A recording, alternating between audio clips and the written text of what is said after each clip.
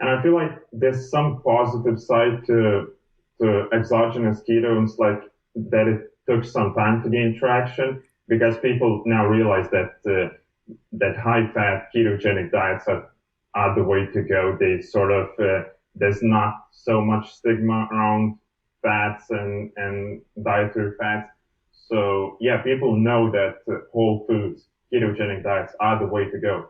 But there are so many people to whom like professional athletes for we before this interview we talked about martial artists to whom uh, ketogenic diets might not be the most optimal way, but exogenous ketones can improve their performance, recovery, etc. tremendously.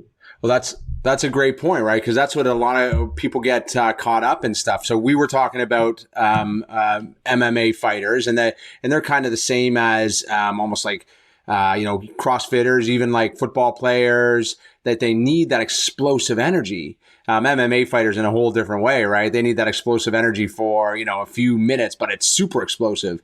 So they normally would never be able to, or probably have a very difficult time, I guess I should say, converting or getting keto adapted, right? They Yeah, it would just, just take a really long time, and yeah, like you can do it mid camp. You'd need like an off season, a long time. So like if you're already a professional athlete, I probably wouldn't risk it like without exogenous ketones or something like that. yeah, you'd affect your performance for a long time, right? And it's Absolutely. and it's why professional soccer players haven't done it, because they'd affect their performance, and they're making big bucks no matter what level they're at. So the team's never going to give them that amount of time. It's like no, stay on carbs.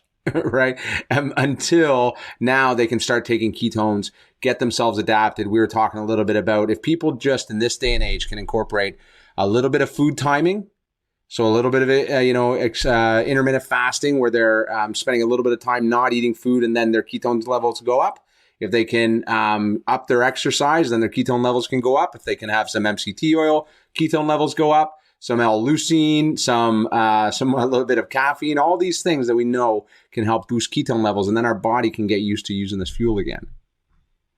Yeah, absolutely. Like there are so many ways to use them, and I feel like for every single person, it can work for different reasons.